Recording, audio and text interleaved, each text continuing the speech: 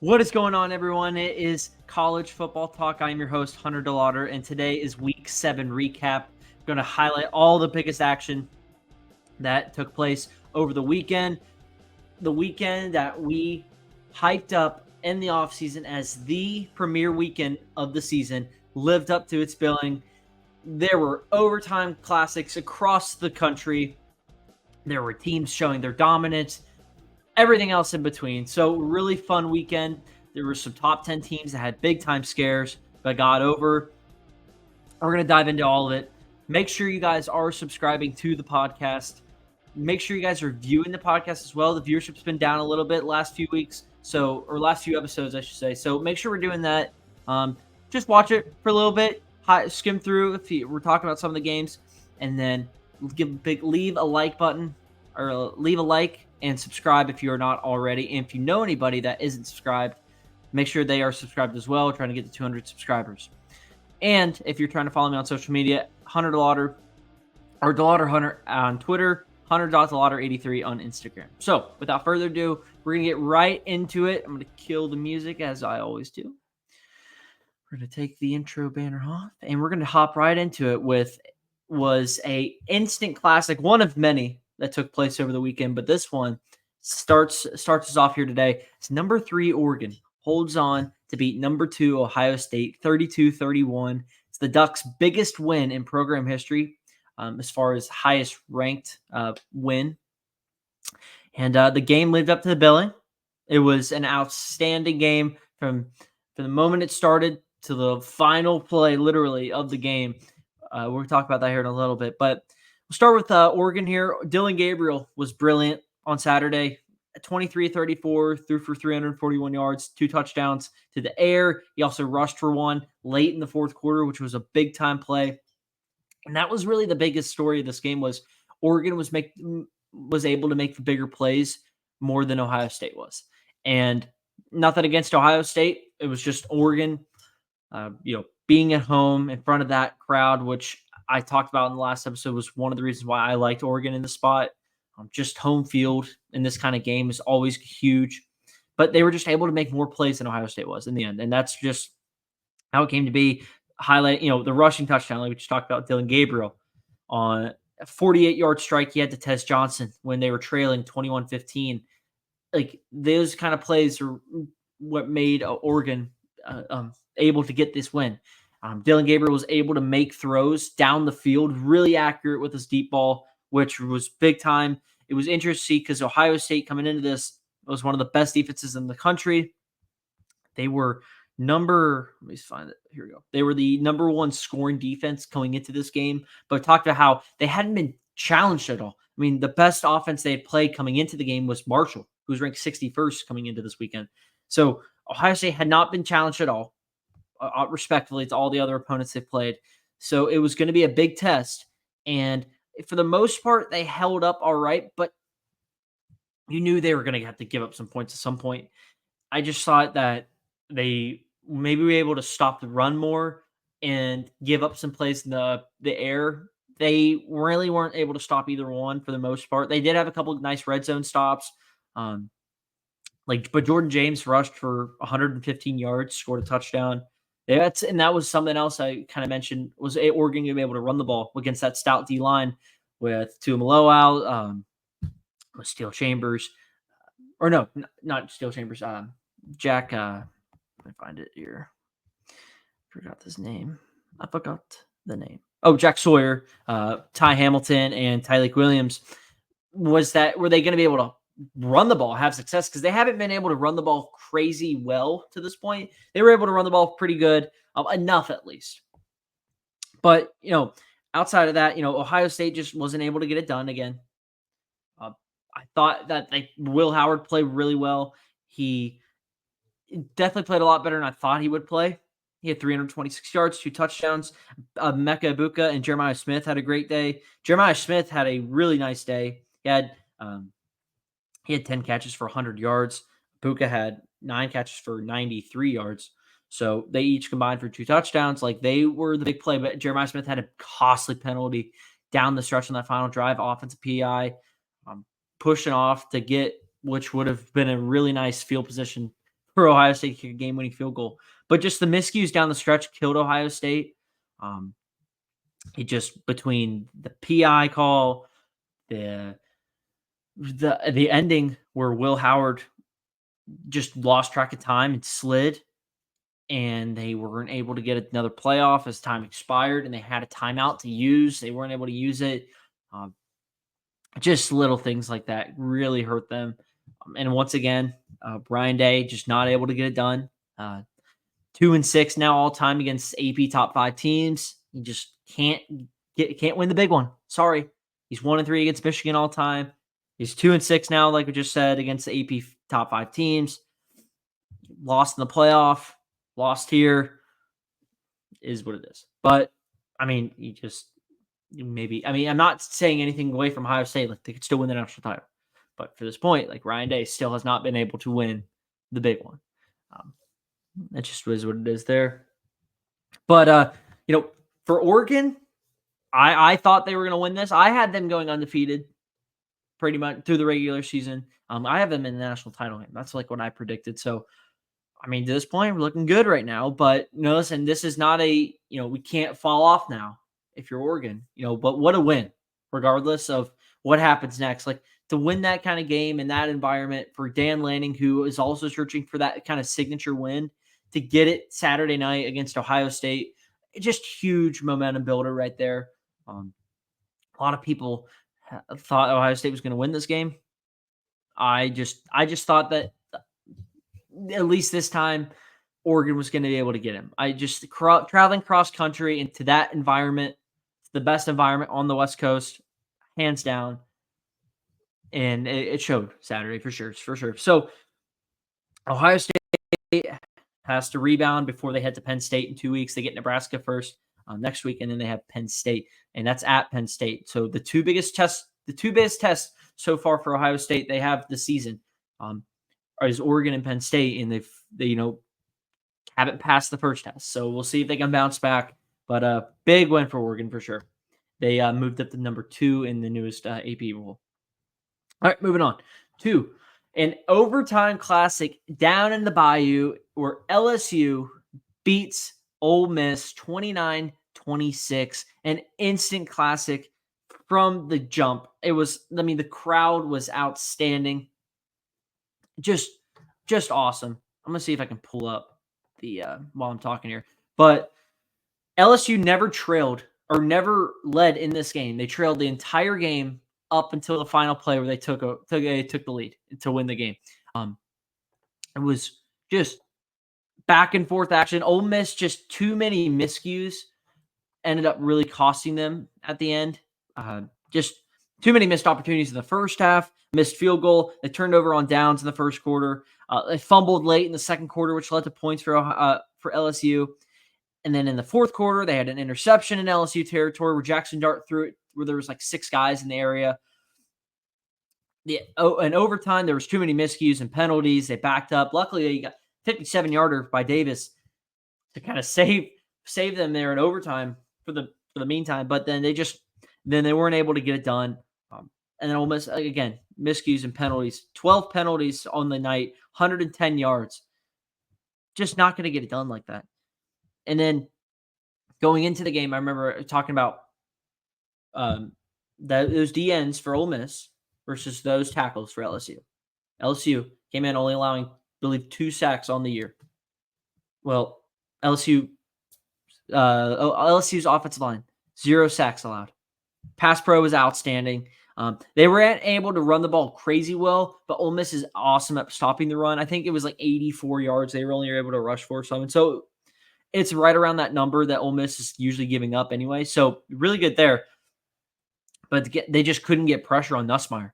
And Nussmeier played outstanding, super clutch down the stretch. He did throw 2 picks, so I want to know if outstanding was the word, but the clutchness of him down the stretch on that final drive in the fourth quarter, converted 2 fourth downs, including the touchdown pass that tied it on 4th down. And then he threw for 337 yards, threw for 3 touchdowns. And the LSU defense, just round of applause for LSU. Outstanding on defense. They kept LSU in this game because there were many moments where we talked about Ole Miss, how there were chances that Ole Miss could have just maybe put this game out of reach. But LSU defense stood tall and didn't let it happen. And so credit to LSU's defense. They forced 2 turnovers. They sacked Jackson Dart 6 times, had 9 tackles for loss. Highlighting 2 guys, Whit Weeks, linebacker for LSU, had 18 tackles in regulation, 10 solo tackles, 1 sack at the end of regulation, and 2 tackles for loss. And then Braden Swinson, one of the 2 defensive ends we highlighted in the preview, he had 2 sacks. Talked about how he's a game wrecker. 2 sacks, 8 tackles. I mean, what can you say? I mean, those guys stepped up big time for LSU. It was really awesome to see how a defense that struggled so bad last year is starting to maybe find its rhythm here a little bit as we get into the middle part of the season. So for LSU, listen, as great of a win as this is an awesome win. There's a game that they got to go to Arkansas next week or this upcoming week, and that is they better be ready because Arkansas coming off a bye after the huge win against Tennessee. Now they get LSU to come to town, and LSU better be ready to roll, and they better not have some hangover issue from last weekend's game. So really, really good game. That is going to be, I believe LSU's right now 2.5-point favorite in that one. So we'll see how that goes. But I just wanted to highlight how cool of an atmosphere this was. This was during, let's see here, if I can, I'm going to share the screen. This was during the break at LSU. They played Colin Baton Rouge, but just look at this crowd. Share this on my Twitter. We're going to turn the volume down just a tad. And we will play this here.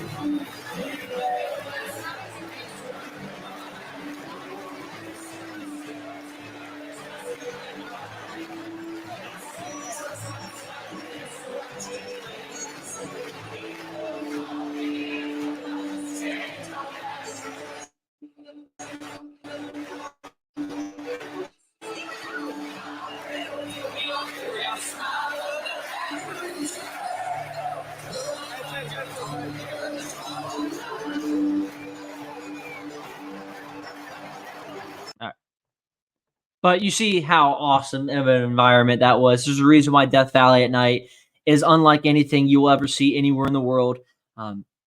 Football truly means that much in the South. It is awesome. Awesome to see. It is at the top of the bucket list for me. Hoping to get to a game there sooner rather than later. But Brian Kelly stays undefeated now in night games at Death Valley. And once again, you just saw that crowd definitely played a role in that game as well. Talked about with Autzen Stadium. That crowd right there was outstanding. You heard them playing a role in the game all night long. As another, again, home field advantage in these big-time games, in these conference games, are so big. It's just massive. Tennessee was massive in. LSU, Oregon. They become like the 12th man.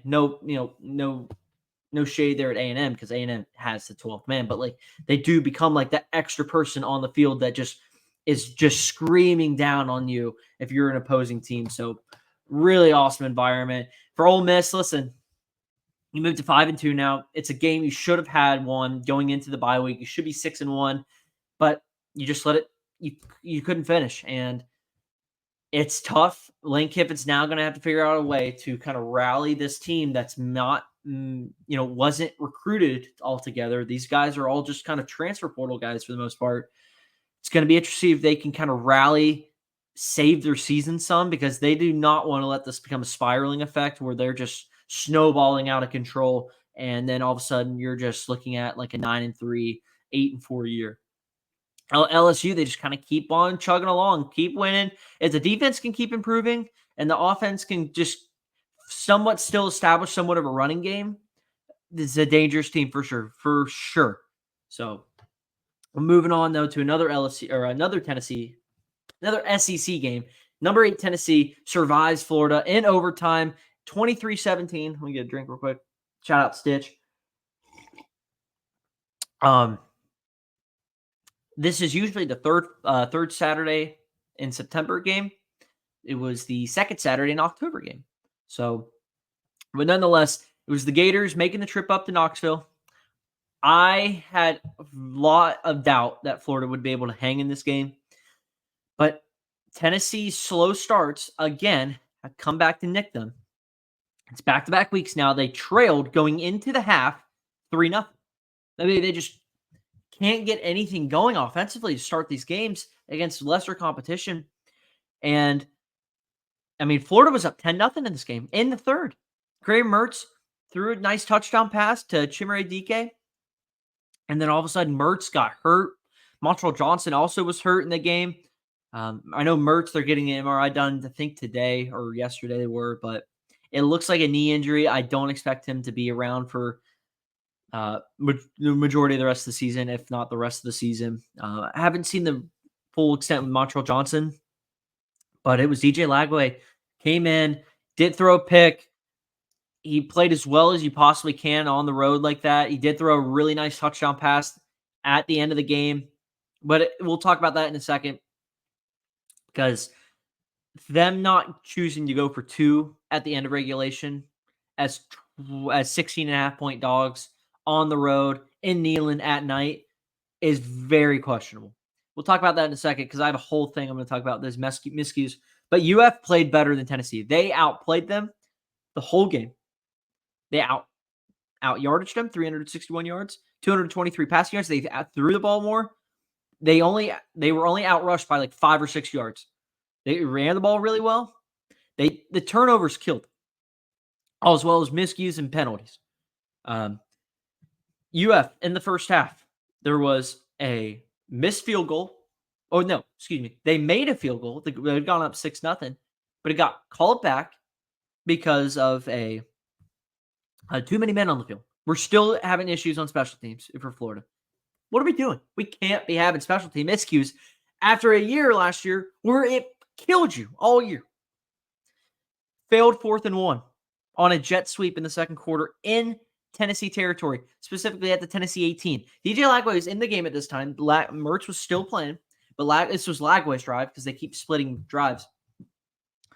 DJ Lagway is 6'3", 6'4", 238 pounds. 4th and 1, we can't get a yard with him. We're trying to get fancy. This goes back to, I remember the cocktail party last year against Georgia. 4th and inches. They got ETN in the backfield. They got Mertz on their center. They have Pearsall coming in motion. And instead, it is like 4th and inches, but it's like their own, I'm going to say like their own like 30. They choose to go for it. And instead of just pushing Mertz forward, they do a direct snap through Mertz to ETN, which is going to be a pass. It gets blown up. Smile London blows it up.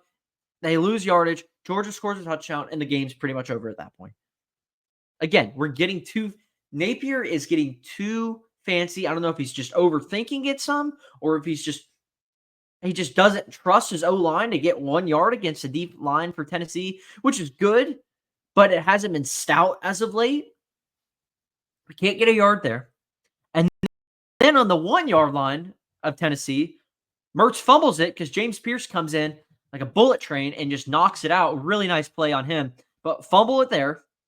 So there's another 10 points. There's another 7 points. And then Lagway threw an interception late in the third, which led to 3 points, which ended up tying the game at 10. And then in the fourth quarter, they turned it over again on downs on 4th and 3 from the Tennessee 39. And then this will lead now to the 2-point conversion. So you get a big touchdown, 6 seconds left in the game. And instead of just going for 2 and saying to hell with it, we're going to win this game right now. We're not playing for overtime because realistically, my team's just not going to be able to hold par. with Tennessee on if we go to overtime. But instead, they kick the extra point. They go to overtime. They just look sloppy and gross. The play calling's terrible in overtime. There was a missed field goal, and then Tennessee got it back. Dylan Sampson ran it right down their throat, scored a touchdown. Tennessee wins. Tennessee offense still looks like they're in a funk. They turn the ball over 2 more times. They're not keeping Amaliava upright. The Gators got after him. They only threw for 169 yards against like the 93rd ranked passing the 82nd ranked passing defense. Dylan Sampson did have 27 carries, 112 yards, 3 touchdowns. So he played up to where he's usually at. They just look lethargic. They just look out of sync. Just I don't know if it's just Amaliava was just playing against cupcakes, and now you're playing against some pretty good SEC defenses or just SEC defenses in general, and we're struggling against them. But these slow starts are going to end up killing them. And with Alabama and Tennessee playing each other next week in Neyland, it's tough because you have an Alabama team that just can't get out of their own way. They can't stop anyone in the secondary. Excuse me. And they don't look right. I mean, they can't finish games right. And they're just too many self miscues and shooting yourself in the foot. Tennessee's doing the same thing, and these slow starts are killing them. So it's going to be really interesting next week in that game. But as far as Florida goes, Florida, as if they didn't want Napier gone anymore. I mean, these fans are at they were already at their breaking point. I mean, they're way past that now. I don't know. I just don't know how you the play calling, the decision making in the short yardage, the fumble at the 1. I'm not gonna put on Napier because that's just a better play defensively by James Pierce. But I mean, the 4th down and 1, the jet sweep. We can't. What are we doing? Get under center and push him. And out of the shotgun, nevertheless, too. 4th and 3. What are we doing? Turning the football over. We have too many guys on the field for field goals. Just it's stuff like this that should have already been solved already, and it's not. And right now, Florida is just in this funky spot where they really should have won this game. The defense is playing so much better right now post-bye week. But, man, that's just a deflating type loss right there. When you know you had them dead on the money to win that game, but you let it slip. And now you have to turn around, come back home, and for a homecoming game against a Kentucky team, while they are not the greatest team in the world, they just got spanked by Vanderbilt. And they've already lost South Carolina this year. But, I mean, it's a physical team. They're going to wear you down offensively trying to run the football, and that's a veteran defensive group. So, I mean, and now it's going to be Lagway's team now going forward because Mertz is out for the foreseeable future. Who knows if Montreal Johnson's going to be able to play. And so it's going to be Lagway, and it's going to be those 3 receivers out there trying to figure something out. I don't know. I don't know how UF kind of bounces back from this. I mean, this was a gut punching. This could have been the season-changing game that they needed so badly. Because you win that game, you go 4-2, you get Kentucky, you're struggling as well. When that's 5-2, heading into the bye week, heading into the cocktail party against Jacksonville, or into Jacksonville against Georgia. But now you're 3-3. You have to play a Kentucky team now. It's just different mindset. We'll see if they can bounce back from it. But man, that's a killer loss. Just can't have it. Can't happen. Tennessee saved their season, but Florida could have really helped himself out with that win right there. Anyway, we're moving on. I'm drinking another sip here. I got a shout out Stitch. Penn State. How about the Nittany Lions? Number 4, Penn State heads out west, out to LA, and gets a big-time overtime win against USC, 33-30. USC jumped out in front early. 20-6, they went up at half. It was USC or Penn State was just looked gross. Just wasn't getting anything going. Turning the football over a little bit, and Miller Moss and that group was just making some plays and went up. They kind of just shell-shocked Penn State. But then Penn State was able to turn it around in that third quarter, outscored the Trojans 14-3, able to claw their way back into it. They entered the fourth quarter down 3, but it was Tyler Warren, a leading receiver, he's a tight end, leading receiver for Penn State, completely took over the game. His catch, if you haven't seen it already, let's see if I can find it here. Since I just have my Twitter up, I'm going to find it here. His catch he made in the third quarter, where he snapped the ball, let alone was just playing his normal position. He snapped the ball and then ran right down the field and scored. And just an unbelievable catch. I'm going to see. Here we go. I got it right here. We're going to pause it. So it's just a funky setup that. Oh, here. Yeah. Share screen here. Field Yates. Shout out Field Yates. Love Field Yates. Anyway. All right, here we go. And it's going to be a double pass. Aller loads, fires deep. Man, there is Warren. Got it. Touchdown, Penn State. I mean, what a catch. What a play. Now, I'm probably going to get copyrighted for that. Oh, well. It is what it is. But, let's just... So, look, he's right here. You can't see his mouth. He's the guy that's kind of taking off right now as this guy has the ball. Aller's right there. These guys are just blocking for him. He just takes off. Nobody covers Warren off the jump. And then what a catch. Outstanding grab by the big man. I remember I had this on a 4-box for the I was on YouTube TV watching all the games. And I just look over on my top left side and I see that. I'm like, what a catch. Outstanding. He had 17 catches for 224 yards. He averaged 13 yards on a reception. Stop sharing there. He did have, and he had that awesome touchdown. He also ran the ball once for 4 yards, and he threw the ball for 9 yards. I mean, just a Swiss Army knife at this point for him. Drew Aller played well, did have the turnovers. He had 3 turnovers. He has got to clean that up. But outside of that, he threw for 391 yards, 2 touchdowns, including that one right there. But the ish, just got to cut back on the turnovers. Especially, you have Wisconsin coming up next, who has kind of rewrited their ship a little bit, 4-2, and then you have Ohio State coming in. You cannot be careless with the football against these teams because you will lose these games if you do. So, has to be better with the football, but outside of that, played a really good game for the most part. They were able to run the ball effectively enough. It wasn't any takeover type game. USC was able to actually kind of limit the explosive runs and just the running game in general. So, really not good to see there. But USC needed this one. You just felt like you had to have this one. Backs against the wall. You're coming off a loss against Minnesota. And just you blow the lead. Defense couldn't get a stop late in the fourth. When you had the lead, you let Penn State go down the field to tie it. And then you missed the field goal in overtime. Missed opportunities have been the biggest thing in all 3 of their losses. They just couldn't get a stop when they needed it against Michigan. And then they also threw a pick 6 in that game that killed them. And Michigan, that drive that they went on, they didn't run the ball. They didn't throw the ball at all. They ran it all down. They ran it all down the field. Minnesota, just too many mistakes killed them in that game. And in this game, you blow a 20-6 halftime lead, and then the defense couldn't stand tall and make stops at the end. It's tough because USC should be in a better spot than where they are. But these mistakes that are hurting them down the stretch in these games have been the difference makers. So we'll see if they can be able to bounce back. But as far as playoff aspirations, they're not there anymore.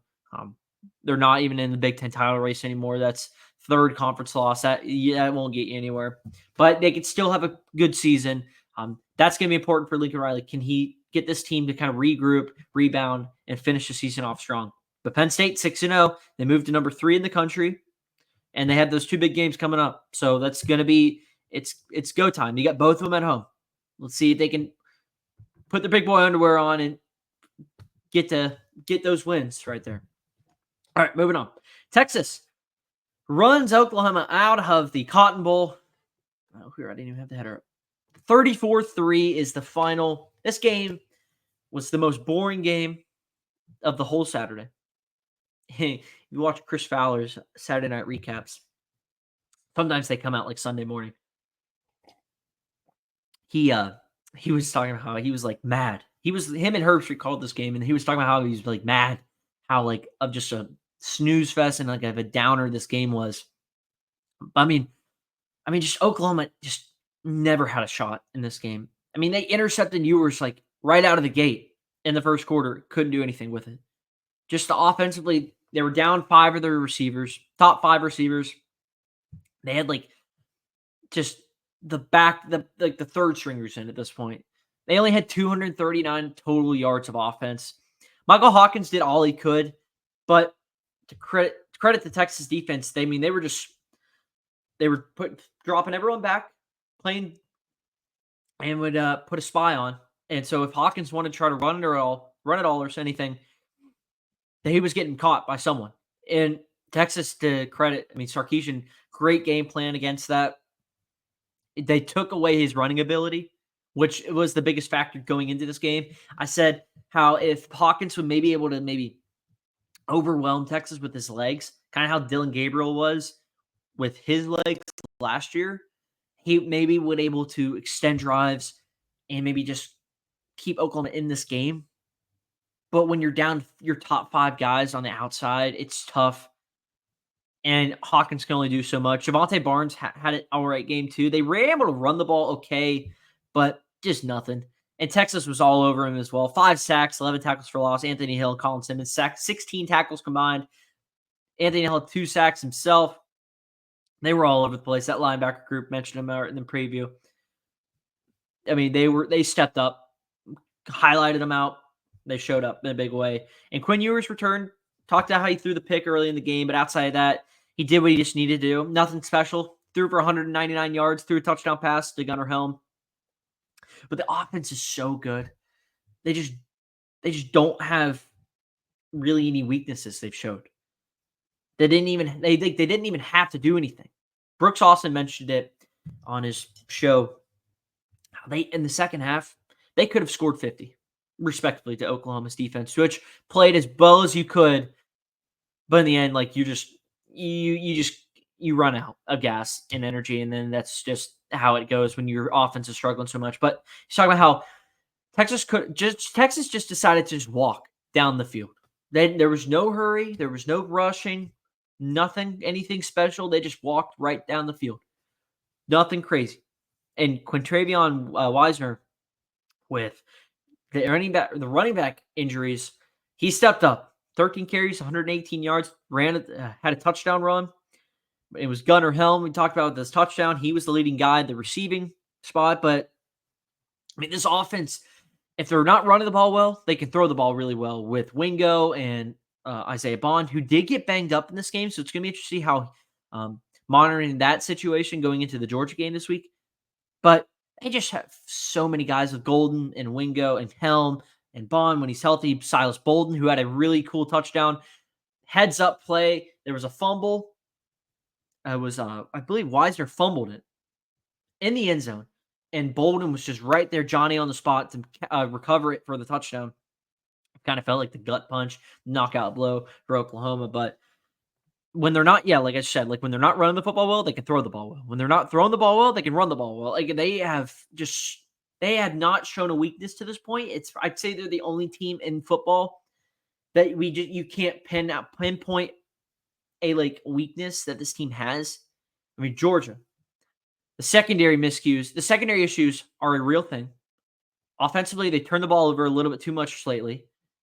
Ohio State, the secondary is vulnerable if you have a decent quarterback. Oregon, they're susceptible to getting beat down the field and running the football. Alabama, the secondary is young and just not doing much anymore. Offensively, they look out of sync. Tennessee can't score at will anymore like they were just accustomed to seeing. LSU, there's still questions on defense as well as they played this weekend. Just going down the line here. Penn State is susceptible down the field with a good quarterback. We've seen that now twice from them. Miami's defense isn't as good as we thought.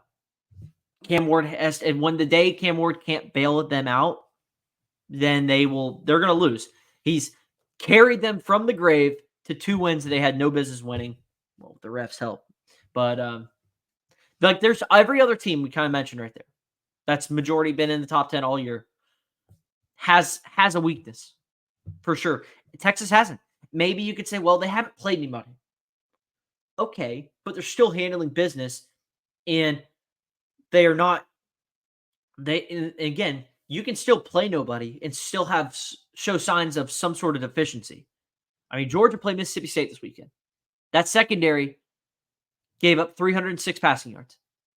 That defense was not ready to roll. They were up 34-10 and ended up only winning by 10. The last touchdown, junk time. But still, you can't have that if you're Georgia. I mean, Texas played that same Mississippi State team. Took care of business. No issues. Oklahoma, no issues. Now, for Texas, though, we're going to really see what they're made of. This week coming up against Georgia, that secondary is going to face, that defense is going to face the best quarterback they've played all year. Probably the best quarterback they'll play all season. I have to double check Texas's schedule, but I mean, they don't really, outside of this week's game against Georgia, A&M down at the last game of the year is probably the next biggest game for them. So they will get tested for sure. I mean, Carson back in that offense will put points up if they want to. I mean, if they can control the run game, if Georgia can find a way to run the ball effectively enough to create mismatch down the field, we're going to see what this secondary is made of. Because we had the same thing with Tennessee and Alabama's secondary. They've shown flaws now. We'll see if Texas is made of for sure.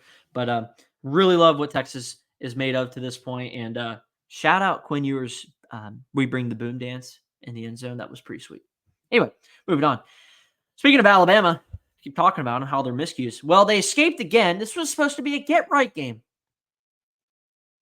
But as if you're watching on YouTube, as this cup says, nope, not today. It wasn't today for Alabama. The Tide survived the Gamecocks 27-25. They were 21.5-point favorites, I believe, as the line finished on. Supposed to be their get-right game, they talked about. But the defense just isn't good. Outside of some guys on the D-line and a few guys in the linebacker, like the first and second level guys, so it's a good group. It's not anything special, but it's a good group. That secondary stinks. It is P.U. stinky. They're young, they're inexperienced, and they have transfers coming in that just haven't stepped up for the most part. It's bent and not broke to this point, but is certainly broke in some categories. Now, at the end of the games, they're still winning these games, but man, they're not doing it pretty. I mean, Bama was up 14-0 in this game. Out of the gate, we thought this was going to be a blowout. And then they gave up 19 unanswered. They gave up 12 points in the final 97 seconds of this first half. And then South Carolina's miscues and chances they had to win this game in the fourth quarter alone, we can go right down the line here. They were up 19-14, and they just picked Miller off for the second time. Miller did not look good again. He did have a touchdown pass, but just there were the mistakes he made was like last year's Miller at the beginning of the season. The two picks he threw, it's like, what are you doing, dude? But anyway, Lenore Sellers, they had just moved up 15 yards, I believe, off of pass interference. And he fumbles it. He led to a Bama touchdown. And then they got the ball back, and they missed a 51-yarder to take the lead. And then they scored a touchdown at the end of the game. Towards the end of the game, there was like 40 seconds left or so. And Lenore Sellers gets a little pressure on him, rolling to his right. He has a guy wide open in the corner of the end zone he's trying to get to. Throws him high. Didn't even give him a chance to catch it. You got to make that throw. You just have to make that throw. And, excuse me, he didn't. But, I mean, it's a throw that has to be made. So then you're saying, okay, Bama's got this in the bag now. All they got to do is recover an onside kick. It's 27-25. Like, recover the kick, take a knee, you're out of here. They don't do it. Bama doesn't do it. It hits like three guys of Bama's team. They still can't recover. South Carolina gets the ball back. You're like, oh my gosh, they're going to win the game. They're like at midfield. They're going to win this. First play, it's like under duress. Offensive lineman, instead of just batting it down, because you don't have any timeouts, he catches it. He gets like 2 yards, and he burns like 10 seconds in the process. And then he was able to throw a pick, even though Sellers had a guy wide open underneath that would have been like 10 to 15 yards, would have definitely put you in field goal range. Didn't see him. He just decided to chuck it up. It wasn't even close to being near his receiver. I believe Damani Jackson picked it off. And then, which would have been the cherry on top for this game. I didn't see this till after. So he picks it off around the 5-ish yard line. The referee's right there. He throws his beanie, marking like that's like this isn't momentum carrying him back in the end zone. Like he caught it right there, like it's in you're inbound. He goes back into the end zone. Well, he's about to take a knee. Malachi Moore, I believe, is the guy that was standing right there with him. If it wasn't for him, this would have gone to overtime. He was about he was halfway down to taking a knee. Malachi Moore says, no, don't. Get out of the end zone and just take it out. And he does. If he didn't do that, that would have been a safety. Because he got marked inbounds when he caught it. That was not momentum taking it back. Like, the ref threw this thing down, saying, like, okay, you're now walking back to the end zone. He takes a safety there. They're heading to overtime. It would have been the perfect cherry on top of this game of how just chaotic and just ugly this game was on both ends. Fortunately for Alabama, he didn't.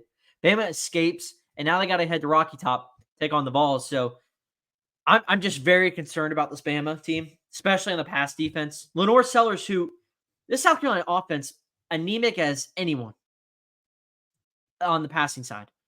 But no, Sellers, 238 yards, 2 touchdowns. I mean, coming into the game, South Carolina was ranked 105th in the pass, and they just threw it down their throats.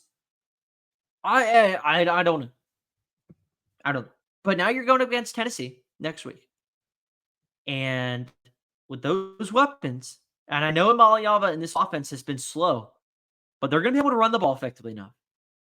And if Amaliava can just kind of get out of this weird funk he's in, and he's going to be able to take advantage of the secondary. This secondary is going to have to be on its A game, ready to roll. Kind of like how Georgia is with that secondary. And then to Austin this weekend.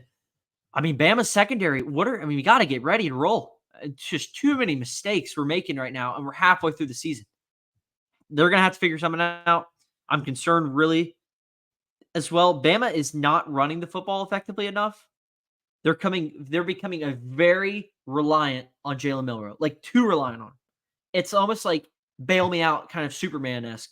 That Jalen Milroe is going to have to save us because we're just not doing anything. They're not running the ball enough with Jam Miller and Justice Haynes. Between the two, they only combined for 20 carries for 68 yards and a touchdown. I mean, Milroe is like their offense right now. I mean, Jeremy Bernard was the leading receiver. Ryan Williams was only held to like 4 catches for under 70 yards. It was a great, great game plan, South Carolina. This is a game. Talk about Florida, the miscues there. South Carolina should have won this game, but they let it slip away. South Carolina should have. Bama and Tennessee should both have 2 losses heading into this weekend. They were saved by the miracle grace of God, and now these two got to play each other, which looks like a knockout kind of elimination game in the SEC with the standings shaping up how they are right now. So it's going to be really fun to watch next weekend.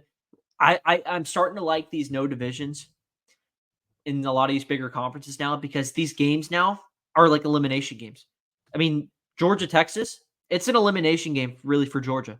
Texas can afford maybe a loss, but this is an elimination game for Georgia. If they want to compete for the SEC title, it's not a knockout for the playoff, but if you're trying to have aspirations to get to Atlanta, you better bring your A game. That's all I'm going to say. All right. Done with the headliners, although we do have plenty still to talk about. As we get into our plane, turn on the engine, propellers get rolling, we're taking off the tarmac, and we're getting into the skies. Now we're going to crown the country. And we're going to highlight All the other action happened this weekend. Kansas State. If you stayed up for the Sickos Hour, like I did, you watched a great ending to a game. Kansas State survives Colorado 31-28. Colorado was down 10 with like under 9 to go in the fourth. They come all the way back. They take the lead 28-24. Shedeur Sanders puts the team on his back. Avery Johnson throws a bad pick, which led to the leading touchdown. And then Kansas State comes right back in like 4 plays. Just bam, bam, bam down the field. Avery Johnson's a really nice pass. 50-yard strike. Touchdown. Colorado gets the ball back. 4th and 5. They had a guy wide open underneath. Throws it down the field. Tries to get a PI. Not called. Kansas State survives. Wins in Boulder. Colorado now trying to rebound. Kansas State heads to Morgantown. Speaking of Morgantown, Iowa State went there this weekend on coal miners night. And West Virginia could not deliver for the Miners. Iowa State stays unbeaten, 6-0, 28-16 they win. Few questionable calls by the refs down the stretch, but Garrett Green unable to stop turning the football over really hurt them in Iowa State territory. Iowa State was able then to just turn around and run the ball right down their throat.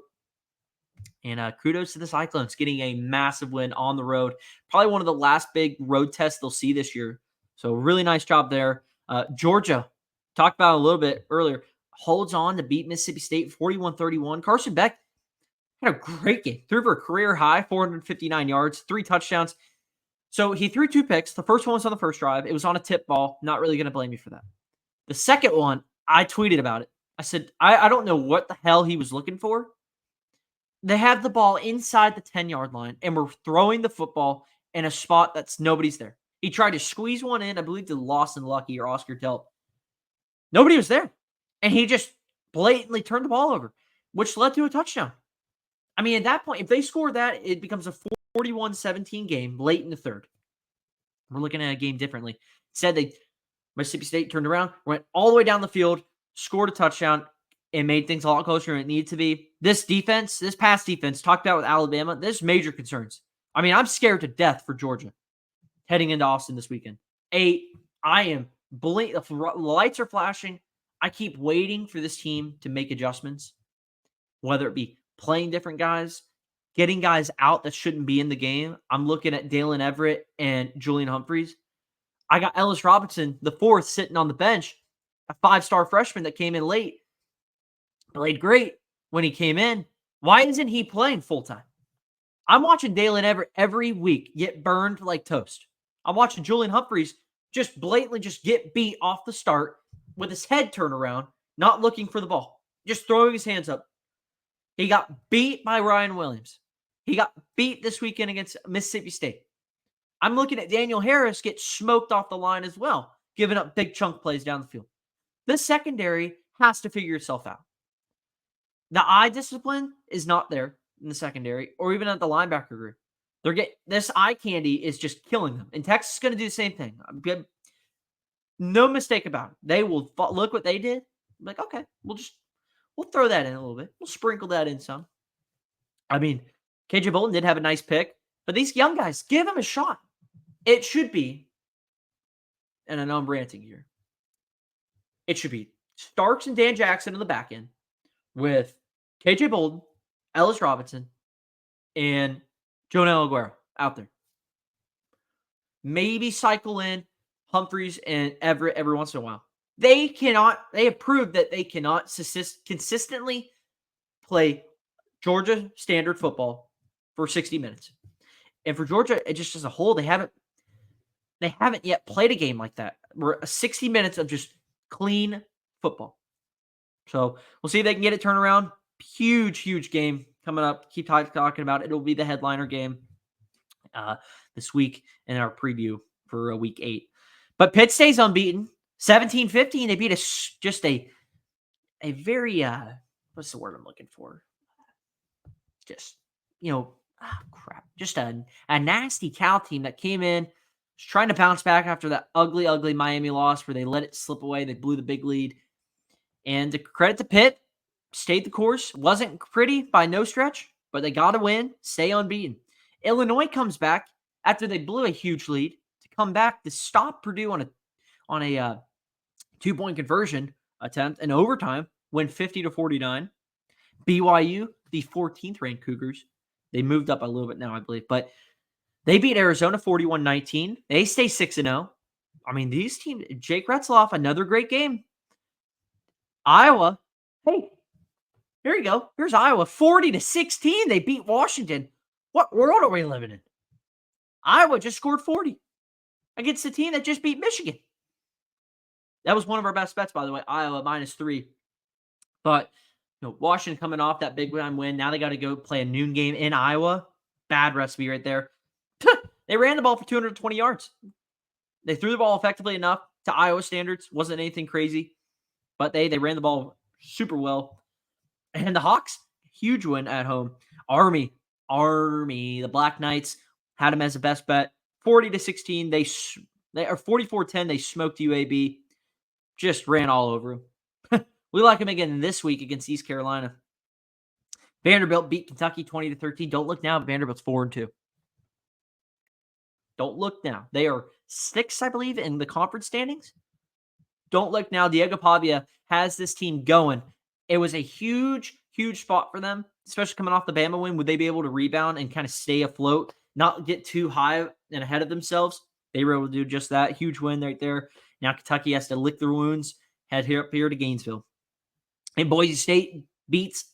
They pulled away late against Hawaii. It's 28-7 as the final. But Ashton Jeanty, another big game, 31 carries, 217 yards, touchdown run he had in the first quarter. And then Friday night, Arizona State beat Utah 27-19. Cam Rising played in this game. And, man, I don't know if it was rust or just age catching up to him. But, man, he had 3 interceptions, some costly ones too. One at the end of the game as well. But Utah just couldn't get anything going offensively with the turnovers factored in as well. Rising didn't look sharp. He got banged up on like the first or second drive, which it seemed to kind of nag at him for the rest of the game. So see if Utah can bounce back. But man, Arizona State keeps on rolling here. And that'll conclude around the country. We've successfully landed the plane. It'll be ready to take off heading into preview week. But we're going to talk about best bets results, guys. 4-1 on the week. 4-1 on the week. Guys, 17-10 on the season. 9-1 in our last 2 weeks. We've had now 4 straight winning weekends. If you haven't joined in already, you might want to join in soon because you're making money if you're hopping onto these picks. And I already have some early picks. I like the board a little bit, some games. But then we'll talk about those Thursday. Take Army in the points and take Tennessee on the money line. What? Anyway, if you didn't hear that, okay, you'll hear it Thursday, but you could get good value right now. Just saying. All right, moving on now to winners and losers of the week as we wrap up today's episode. Make sure you guys are subscribing to the podcast. You see it right there on below on YouTube. Hit that like button, subscribe if you're new around here. If you're a recurring guest and you're not subscribed, make sure you are subscribed to get 200 subscribers on YouTube. And if you're listening on Spotify, hit that follow button there as well. And leave a review. All right, winners of the week, Army, LSU. How about shout out Army? Shout out Army and Navy, by the way.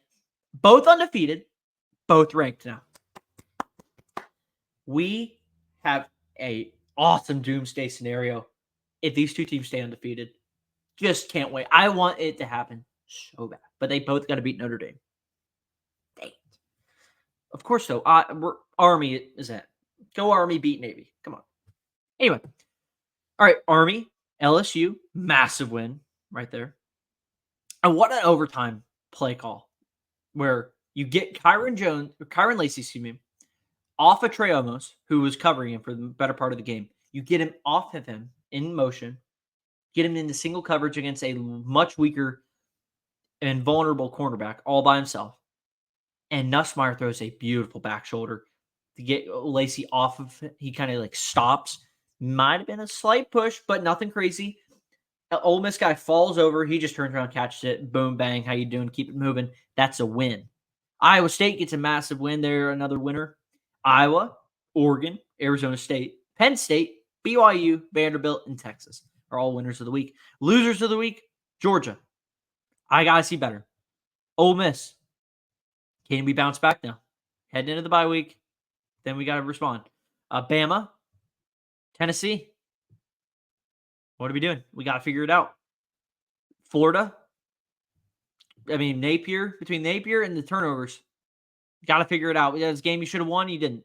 West Virginia on coal miners night? Really? What are we doing? Washington. Ooh. South Carolina. Same thing with Florida. Too many chances. Should have won the game. You didn't. And then Oklahoma.